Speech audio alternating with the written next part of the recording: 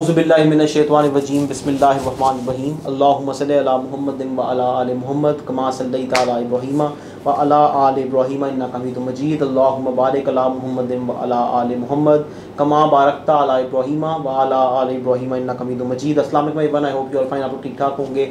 हम एक वीडियो पहले लगा चुके हैं, दूसरी अब लगा रहे हैं। कहना है कि मैं काफ़ी सारी वीडियो चला जाकर लगाऊंगा, तो मुझे जो चैप्टर्स की ज़रूरत हो ज़्यादा उनका भेज देना। इस वीडियो में हम डिफ्यूजन, ऑस्मोसिस, एक्टिव ट्रांसपोर्ट की बात करेंगे, ठीक है। इसकी बेसिस क्या है बेसिकली समझ लो। जो आपका हमें मल्टीपल वीडियो लगानी पड़ेगी, एक लंबी वीडियो लगा पाऊंगा, ऑब्वियसली बात है, मैंने पहले बताया भी इक्विपमेंट का इशू है। देखो जी, आपका जो मेन बात है, जो आपका सेल है, आपकी बॉडी के अंदर सेल्स होते हैं, उसके अंदर ऑब्वियसली बात है कुछ चीज़ें मूव इन करनी ज़रूरी होती हैं, कुछ उससे मूव आउट करनी ज़रूरी होती हैं। ऑक्सीजन आपके सेल्स में एंटर होनी ज़रूरी है, आपके सेल्स के अंदर फूड न्यूट्रिएंट्स एंटर होने ज़रूरी है, आपके सेल के अंदर जो है वाटर एंटर होना ज़रूरी है, वेस्ट मटीरियल वहाँ से एस्केप करना ज़रूरी है, ठीक है। तो इनकी जो मूवमेंट के मेथड्स हैं उनको हम डिस्कस करेंगे। मैंने पहले बताया कि सेल मेम्ब्रेन के अंदर क्योंकि उसमें पोर्स होते हैं, चीज़ें मूव आउट कर सकती हैं, ठीक है। यहाँ पर मेन बात क्या है, यहाँ मेन बात ये है कि हमारे यहाँ पे तीन तरह के वो आती हैं मूवमेंट के मेथड्स आते हैं। डिफ्यूजन आता है, ऑस्मोसिस आता है, एक्टिव ट्रांसपोर्ट आता है। मेन फर्क समझ लो इनके अंदर। डिफ्यूजन, ऑस्मोसिस दोनों जो हैं ये डाउन द कंसंट्रेशन ग्रेडियंट होंगे, ये higher concentration to lower concentration होंगे, इनके अंदर कोई एक्स्ट्रा एनर्जी यूज़ नहीं हो रही होगी। एक्टिव ट्रांसपोर्ट इसका उल्टा है, वो लोअर कंसंट्रेशन से हायर की तरफ होता है, अगेंस्ट द कंसंट्रेशन ग्रेडियंट होता है, अप द कंसंट्रेशन ग्रेडियंट होता है, इसलिए उसके अंदर एनर्जी यूज़ हो रही होती है। इसको डिटेल्स डिस्कस भी करते हैं। देखो मेन बात ये कि एटम्स और मॉलिक्यूल्स में मूव कर रहे होते हैं, केमिस्ट्री में पढ़ा होगा, आपस में कोलाइड कर रहे होते हैं। जितनी आप स्पेस कम करते जाते हो उतनी उनकी कोलिजन ज़्यादा होती जाती है। अगर आप एक ही नंबर ऑफ एटम्स जो है कम स्पेस में जमा कर दोगे तो ज़्यादा टकराएंगे दूसरे से, ज़्यादा स्पेस में छोड़ दोगे तो दूर दूर हो जाएंगे, तो उनकी आपस में टकराहट नहीं होगी, ठीक है। इसकी एग्जांपल ये है कि आप 5 चूहे पकड़ के एक बाल्टी में छोड़ दो, ज़्यादा टकराएंगे की जगह कम है। वही 5 चूहे पूरे कमरे में छोड़ दो तो नहीं टकराएंगे, की जगह बहुत ज़्यादा है, ठीक है। तो इस तरह समझना उसको। जिस तरह आप स्पेस इंक्रीज करते जाते हो उनकी कोलिजन कम होती जाती है। अगर आपके पार्टिकल नंबर सेम है तो यूँ कह सकते हैं कि कॉन्सेंट्रेशन कम होती जाती है, ठीक है। अब इसमें हमारी जो डिफ्यूजन होती है बेसिकली ये spreading out of the particles है, मॉलिक्यूल्स है, रैंडम वे। याद रखना रैंडम वे होता है, कोई एक्जैक्ट नहीं पता होता कहाँ जाएंगे, कि बम्प हो रहे होते हैं दूसरे के अंदर। ये हायर कंसंट्रेशन से जो है लोअर की तरफ मूव करते हैं। अब इसको समझ लो कि मतलब क्या है। मैंने बताया कि हायर कंसंट्रेशन ये है कि same number of particles in a small space या larger number of particles in a small space. Lower concentration ये है कि आप उन्हीं पार्टिकल्स को ज़्यादा जगह पे छोड़ दो या एक ज़्यादा जगह के अंदर कम नंबर ऑफ पार्टिकल्स छोड़ दो, ठीक है। सेम चीज़ के याद रखना, एक पर्टिकुलर चीज़ के रेफरेंस से हम बात कर रहे होंगे। ओवरऑल कंसंट्रेशन देखनी है आपने, उस पर्टिकुलर चीज़ की कंसंट्रेशन देखनी है जब उसकी बात कर रहे हो, ठीक है। अगर आप ओवरऑल देखने बैठ जाओगे आंसर गलत हो जाएगा। आप उस पर्टिकुलर चीज़ को देखना कि यार इसकी कंसंट्रेशन में क्या असर पड़ रहा है, ठीक है। अब इसमें हमारे पास जो मॉलिक्यूल्स हैं ऑब्वियसली बात है कि लिक्विड और गैस के स्टेट के अंदर मॉलिक्यूल्स जो हैं वो आमतौर पे मूव करते हैं हायर कंसंट्रेशन से लोअर कंसंट्रेशन की तरफ, down the concentration gradient. Concentration gradient होता है the difference between high and low concentration, ठीक है। तो ऑब्वियसली बात है कि वो हाई से जब लो की तरफ मूव करेंगे तो down the concentration gradient move करेंगे, ठीक हो गया। तो ये डिफ्यूजन ऑस्मोसिस के अंदर दोनों जो है वो आपके down the concentration gradient move कर रहे होते हैं। Diffusion basically movement of molecules है from high concentration gradient to low concentration gradient areas या रीजन्स या व्हाटसोएवर आप कहना चाहो, और जिसके डाउन द कंसंट्रेशन ग्रेडियंट वो मूव करेगा, ठीक है। इसका टेस्ट वगैरह जो है आमतौर पे एटीपी में आता है, आप उसको देख लेना, मैंने अपने नोट्स में डाला हुआ है। अब गैस हमारे सेल के अंदर क्या हो रहा था बेसिकली, हमारे सेल के अंदर ये है कि ऑक्सीजन को सेल के अंदर एंटर होना जरूरी है, कार्बन डाइऑक्साइड को वहाँ से रिमूव होना जरूरी है। सिंपल बात ये कह सकते हैं, जिन कॉम्पोनेंट्स ने एनर्जी रिलीज करने में आपके सेल की हेल्प करनी है, फूड हो गया यानी कि न्यूट्रिएंट्स हो गए, वाटर हो गया, आपका जो वो हो गया क्या होता है अपना ऑक्सीजन हो गया, इनका सेल के अंदर आना ज़रूरी है। फिर उस प्रोसेस का जो वेस्ट मटेरियल है उसका सेल से एस्केप करना ज़रूरी है, यानी कि आपका कार्बन डाइऑक्साइड वगैरह होगी इनका वहाँ से रिमूव करना ज़रूरी है, ठीक है। अब रेस्पिरेशन जो होती है वो हमारे आमतौर पर प्लांट्स एनिमल्स में सेम तरीके से हो रही होती है। आमतौर पे हमारे यहाँ पे जो है एरोबिक रेस्पिरेशन हो रही होती है। रेस्पिरेशन जो एयर की प्रेजेंस में होती है बेसिकली ऑक्सीजन की प्रेजेंस में होती है, ठीक है। यहाँ होता क्या है, ग्लूकोज जो होता है वो आपका ऐड होता है ऑक्सीजन के साथ, उससे एनर्जी रिलीज होती है। कार्बन डाइऑक्साइड एंड वाटर जो है वो उसका हमारा है बाय प्रोडक्ट बन जाता है, वेस्ट प्रोडक्ट बन जाता है, कह सकते हैं आप, ठीक है।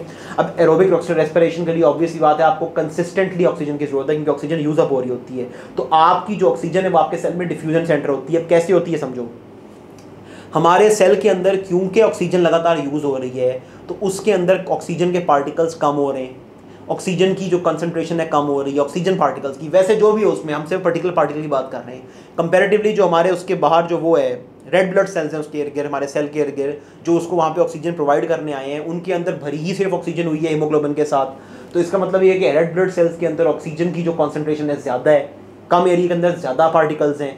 हमारा डिफ्यूजन में हमें पता है कि जो ऑक्सीजन है या कोई भी गैस है वो मूव करेगी हाई कॉन्सेंट्रेशन से लो की तरफ, तो रेड ब्लड सेल से नेचुरली जो है वो आपकी मूव कर जाती है आपके सेल्स के अंदर, ठीक हो गया, जो आपके आम सेल्स होते हैं, ताकि क्योंकि उनमें ऑक्सीजन कम होती है। इसमें ज़हन बात ये रखना कि ऑब्वियस बात है इसका रीज़न ये होता है कि वहाँ पे कोलिजन ज़्यादा हो रही होती है, धक्का देके यूँ समझ लो ना यार, तक अगर आप एक कमरे में 100 बंदे बंद कर दो तो धक्के लगेंगे, किसी ना किसी को बाहर निकालेंगे ना वहाँ से। तो उसको यूँ ही समझो कि वो नेचुरली उसकी तरफ से मूव करती है, एक नेचुरल प्रोसेस होता है, ठीक है।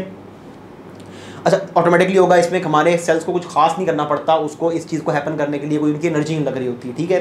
कार्बन डाइऑक्साइड ऑब्वियसली बात है, क्योंकि सेल्स में लगातार प्रोड्यूस हो रही है आपकी, इसके अंदर जो आपका रेस्पिरेशन का प्रोसेस है, तो ऑब्वियसली बात है कि उसमें सेल के अंदर ज़्यादा है, आपके जो वो है रेड ब्लड सेल्स हैं उनके अंदर वो कम होती है, तो ऑब्वियसली बात है कि वो आपकी मूव कर जाती है, यानी आपके यानी सेल से बाहर कम होती है बेसिकली। सर मैं कहना चाह रहा था वेस्ट मटेरियल जो है तो वो आपका नेचुरली सेल के अंदर से बाहर की तरफ मूव कर जाता है, डाउन द कॉन्सेंट्रेशन ग्रेडियंट, अंदर हाई है बाहर कम है, वहाँ मूव कर जाएगा। वो आपको कोई अनोखी चीज़ दे देता है, वो कहता है भाई कहाँ जाएगी, कॉमन चीज़ देखना कि कंसंट्रेशन जहाँ ज़्यादा है और जहाँ कम है उससे वो मूव कर जाएगी, सिंपल। अच्छा, उसमें मेन चीज़ क्या है, लोअर कंसंट्रेशन का मतलब लोअर अमाउंट ऑफ पार्टिकल्स नहीं होता, रिलेटिव टू द एरिया कितने उसके अंदर पार्टिकल्स, रिलेटिव टू जितना आपके पास उसका वो है वॉल्यूम, उसके अंदर कितने पार्टिकल्स हैं, ये आपने देखना है, ठीक है। ये स्क्रीन रखना आमतौर पर गलती हो जाती है इसके अंदर, यानी कि यूँ समझ लो कि मॉलिक्यूल्स पर यूनिट एरिया कितने हैं, एक जगह मॉलिक्यूल्स पर यूनिट एरिया 2 हैं, एक जगह 100 हैं, ठीक है। लेकिन जहाँ वो 100 है बेसिकली समझो कि वो एक पर यूनिट एरिया जो है, अगर फर्ज करो एक कमरे के अंदर यूँ समझें कि 1000 मॉलिक्यूल्स हैं, एक बाल्टी के अंदर 100 मॉलिक्यूल्स हैं, लेकिन वो कमरे के अंदर जो है जब आप उसको पर यूनिट एरिया निकालोगे 0.01 मॉलिक्यूल आ रहा होगा पर आपका, उसके बाल्टी में निकालोगे हो सकता है कि 100 यानी कि वो 10 बाय हर यूनिट एरिया पे 10 आ रहा हो, तो आपने उसकी कॉन्सेंट्रेशन देखनी है, आपने उसकी टोटल अमाउंट नहीं देखनी, कॉमन गलती होती है समझ रखना। ऑस्मोसिस में फ़र्क क्या है, ऑस्मोसिस के अंदर मेन चीज़ जो फ़र्क है वो ये कि वाटर पार्टिकल्स को इन्वॉल्व करता है, वाटर मॉलिक्यूल्स को इन्वॉल्व करता है इसके अंदर, यानी आपका बाकी सेम वही प्रोसेस है डिस्ट्रीब्यूशन वाला, लेकिन वाटर मॉलिक्यूल्स को वो करेगा। अच्छा, इसमें इसको चेक करने का तरीका क्या होता है, मैंने आपको बताया बिस्किन ट्यूब के अंदर ना परमिएबल, मैंने आपको पिछली वीडियो में बताया परमिएबल, पार्शली परमिएबल क्या होता है वो सुन लेना वहाँ पे, ठीक है। ये तमाम मैंने उसमें लिखा हुआ है, ये आमतौर पर उसका क्वेश्चन होता है। ऑस्मोसिस के अंदर बेसिकली क्या है कि ये जो कॉन्सेंट्रेशन ग्रेडियंट है ना, हाई टू लो कॉन्सेंट्रेशन, इसको हम लोग जब पानी के लिए कहते हैं, ऑस्मोसिस के लिए कहते हैं, तो हम इसे कहते हैं water potential, from higher water potential to lower water potential, यानी कि higher gradient to lower gradient, लेकिन बाद इसको इसका वर्ड जो है टेक्निकल वो वाटर पोटेंशियल है, ठीक है। ये हो गया हमारा। उस बाद ये कि अब कॉमन सेंस की बात है कि जब आप क्या टेस्ट कर रहे होते हो तो स्टार्च सोल्यूशन जो होता है उसके अंदर वाटर मॉलिक्यूल ज़्यादा होते हैं, आपका स्टार्च के मॉलिक्यूल ज़्यादा होते हैं, वाटर कॉन्सेंट्रेशन कम होती है। अगर बाहर उसको बाल्टी में रख देते हो, बाल्टी में सारा पानी है, तो ऑब्वियस बात है कि उसके अंदर वाटर मॉलिक्यूल ज़्यादा होंगे, उसके अंदर मूव कर जाएगा, कॉमन सेंस, ठीक है। तो इससे इसको याद किया करो। अब उसके बाद हमारे पास ये आ गया, हमारे सेल्स के अंदर एक कैसे हो रहा होता है, टाइम कितना पड़ा वीडियो पड़ा हुआ है, हमारे सेल के अंदर किस तरह होता है कि हमारी जो सेल मेम्ब्रेन है, मैंने बताया पार्शली परमिएबल है, कुछ चीज़ें पास कर सकती हैं, कुछ नहीं कर सकती। वाटर मॉलिक्यूल्स क्योंकि छोटे होते हैं वो उसे पास कर सकते हैं फ्रीली, बहुत सारे बड़े मॉलिक्यूल्स पास नहीं कर सकते, ठीक है। ऑस्मोसिस जो होता है इसकी कंडीशंस हमारे पास प्रेजेंट होती हैं, किस तरह हमारे जो एनिमल सेल होता है उसके अंदर, यानी अब मेन बात यहाँ समझाने वाली, मैंने पिछली वीडियो में कहा था कि हमारा जो एनिमल सेल है उसके जेल लाइक सब्सटेंस है, मोस्टली वाटर होता है, लेकिन सारा प्योर वाटर नहीं होता। मैंने पिछली वाली वीडियो में बात की है, रीज़न क्या है, अगर हमारा प्योर वाटर होता सेल तो हमारे सेल के अंदर वाटर की कंसंट्रेशन हाईएस्ट होती, तो पानी बाहर मूव कर जाता, लेकिन हमारा सेल प्योर वाटर नहीं होता। हमारा सेल जो होता है उसमें मोस्टली वाटर होता है, उसका वो है साइटोप्लाज्म है, लेकिन वो उसमें और चीज़ें एडेड होती हैं। तो ऑब्वियसली बात है कि हमारे जो वाटर मॉलिक्यूल्स हैं वो जब आपके उसमें वो अंदर डिफ्यूज़ करते हैं तो बाहर हमारा उसका जो वो है उसमें वाटर की, यानी कि बाहर की इन्वायरमेंट में वाटर की कंसंट्रेशन ज़्यादा होती है, अंदर कुछ चीज़ें और इसलिए कम होती है, इसलिए वाटर उसके अंदर मूव कर जाता है हाई पोटेंशियल आउटसाइड से lower potential inside the cell की तरफ, क्योंकि सेल के अंदर बहुत सारी चीज़ें और भी मौजूद हैं, कॉन्सेंट्रेशन वाटर की ज़्यादा नहीं है, बाहर कॉन्सेंट्रेशन वाटर की ज़्यादा होती है, इसलिए मूव कर जाता है, ठीक है। अच्छा, इसमें मेन बात क्या है, अब इसके अंदर ये कि इससे सेल का वॉल्यूम इंक्रीज़ करता है, ठीक है, तो इससे हो गया सेल बहुत बड़ा होता जाएगा, बड़ा होता जाएगा, तो इसलिए आपकी जो सेल मेम्ब्रेन होती है वो फ्लेक्सिबल होती है, लेकिन अगर बहुत ज़्यादा इस तरह डिफ्यूज हो जाए तो हमारी जो है सेल बर्स्ट भी कर सकता है, ठीक है। अच्छा, अब ये हमने बात कर ली, इस तरह अगर आप एक प्लांट सेल को उठा के आप उसमें रख दोगे ना शुगर, कंसनट्रेटेड शुगर सोल्यूशन में, तो प्लांट के अंदर वाटर की कंसंट्रेशन बढ़ जाएगी, प्लांट के बाहर वाटर की कंसंट्रेशन कम हो जाएगी, क्योंकि बाहर उसका प्योर यानी कि कंसनट्रेटेड शुगर पड़ी हुई है, तो पानी उससे बाहर मूव कर जाएगा, उससे वो जो है श्रिंक हो जाता है, छोटा हो जाता है कि पानी बाहर मूव कर गया उससे, ठीक है। अच्छा, उसके बाद हमारे पास आ गया इसको, यानी अब फ़र्क क्या है यहाँ पे ध्यान रखने वाला कि जो प्लांट सेल का जो ऑस्मोसिस है वो हमसे थोड़ा सा इसलिए डिफरेंट होता है क्योंकि उसके अंदर मेम्ब्रेन पार्शली परमेबल होती है। यहाँ बच्चे गलती क्या करते हैं वो समझने वाली बात है, समझाने वाली बात है। गलती ये कि बाकी ऑस्मोसिस सारा सेम हो रहा है, ये बात याद रखो कि जो सेल वॉल है ना उसका इसमें कोई ताल्लुक नहीं होता, सेल वॉल के अंदर पोर्स बड़े होते हैं, कुछ भी पास कर सकता है, बाकी हर चीज़ सेम हो रही है, ठीक है, इसे रखना, बाकी हर चीज़ सेम हो रही होती है। अच्छा, उसमें यह है कि मसला क्या है, हमारा एंड रिजल्ट डिफर करता है। सेल वॉल क्योंकि फुली परमिएबल है, कोई चीज़ इसमें पास कर सकती है, तो सेल मेम्ब्रेन जो होती है वो आपके अंदर पार्शियल परमेबल होती है, ठीक है। तो इससे होता क्या है, यानी क्योंकि हमारे पास बाहर एक ऐसी चीज़ मौजूद है, से पानी पास कर सकता है, जितना भी चाहे पास कर सकता है, तो आपका जो है बहुत ज़्यादा ऑब्जॉर्प्शन होने से जो होता है कि आपका वाटर जो होता है वो प्लांट के सेल को जो है बर्स्ट नहीं कर पाता, ठीक है, क्योंकि हमने ये पिछली उसमें बात भी की है कि जो प्लांट के सेल की सेल वॉल होती है उसका मैंने आपको बताया था कि मेन मकसद क्या है, उसने सेल को उसकी शेप में रखना है, ठीक है, सेल को होल्ड टुगेदर करना है, उसको यानी कि उसमें रखना है। तो प्लांट की सेल जो होती है सेल वॉल हार्ड होती है, वो बर्स्ट नहीं करता। अगर बहुत ज़्यादा पानी एब्जॉर्ब कर लेगा वो टर्गेट हो जाएगा, टर्गेट का वर्ड यूज़ होता है। अगर अच्छा इन केस बहुत ज़्यादा पानी वो लूज आउट कर जाता है, जैसे कि मैंने आपको बताया शुगर सोल्यूशन में डाल दोगे कंसनट्रेटेड के अंदर, तो फिर ऑब्वियस ही बात है कि वो आपका क्या नाम है, यानी कि एनिमल सेल तो आपका श्रिंक कर जाएगा, ठीक है, लेकिन यहाँ पे ये कि वो श्रिंक नहीं करेगा क्योंकि उसके अगर वॉल मौजूद है, तो उसके लिए वर्ड यूज़ होता है, उसे हम कहते हैं फ्लैसी, या क्या होता है, फ्लैसिड हो जाता है, ठीक है। समझाने वाली बात, एनिमल सेल के अगर वॉल नहीं है तो अगर पानी ज़्यादा भर गया बर्स्ट कर जाएगा, बहुत ज़्यादा भर गया एब्जॉर्ब कर लिया, बहुत कम हो गया तो श्रिंक कर जाएगा। प्लांट सेल के अगर वॉल है तो इसलिए जो है वो आपका बहुत ज़्यादा पानी भर गया तो यूँ हो जाएगा, टर्गेट हो जाएगा, बहुत कम हो गया तो फ्लैसिड हो जाएगा, लेकिन बर्स्ट नहीं करता या उसका श्रिंक नहीं होता, ठीक हो गया। लेकिन ऑब्वियस ही बात है क्योंकि कंटेंट्स कम पुश कर रहे होते हैं उसको, तो फ्लैसिड जरूर हो जाएगा। अच्छा, उसके बाद आ गया सेल वॉल जो होती है वो आमतौर पे आपका अगर बहुत ज़्यादा पानी लॉस होने लग जाए ना प्लांट सेल से, एक्सेसिव लॉस ऑफ वाटर, तो सेल वॉल जो है वो आपकी डिटैच हो सकती है सेल मेम्ब्रेन से, ये ध्यान रखना है आपने। तो इसको हम कहते हैं, इसका एक वर्ड होता है प्लाज्मोलॉइड कंडीशन, ये वो यानी प्लाज्मोलॉइड कंडीशन, प्लाज्मोलाइज्ड कंडीशन जो है वो आ जाती है, ठीक है। एक्टिव ट्रांसपोर्ट का फ़र्क है, ये ध्यान रखना कि बहुत डिफरेंट है ये चीज़।